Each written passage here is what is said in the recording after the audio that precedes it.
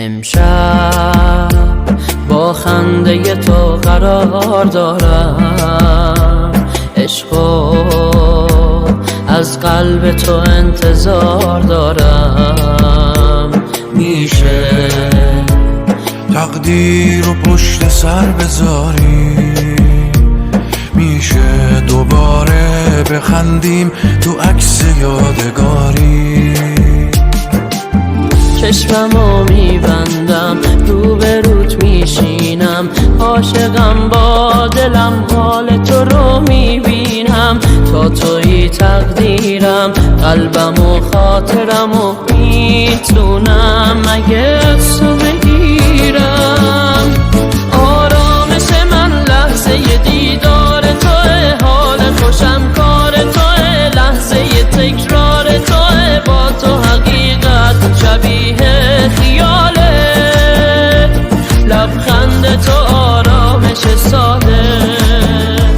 آرامش من لحظه دیدار توه، حال خوشم کار توه، لحظه تکرار توه. با تو حقیقت شبیه خیاله، لبخند تو آرامش ساده.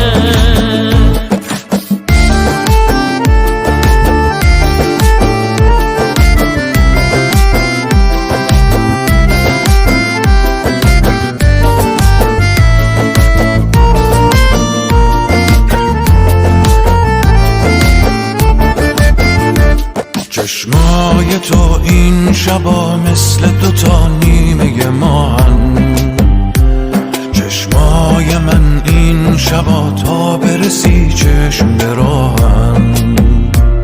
دلتنگیا میگذرن فال تو و سال تو خوبه، من خوبه حالم تا وقتی بگی حال تو خوبه. قصه هام یادم رفت تا نگاهت کردم، من که هر جا برم سمت تو برمیگردم. بس که دوست دارم غم و جا میذارم، دل گرمم به تو کم نمیارم. آرامش من لحظه دیدار توه، حال خوشم کار توه، لحظه تکرار توه. با تو حقیقت شبیه خیاله، لبخند تو آرامش ساده. آرامش من لحظه دیدار توه، حال خوشم کار توه، لحظه تکرار توه. با تو حقیقت شبیه خیاله، لبخند تو آرامش ساده. ماهی قرمز من حرف روی لبته، بهترین عیدی من حال خوش امشبته. میخوام آروم پیش خودت باشم، محو تماشای خودت، موجه دریای خودت باشم.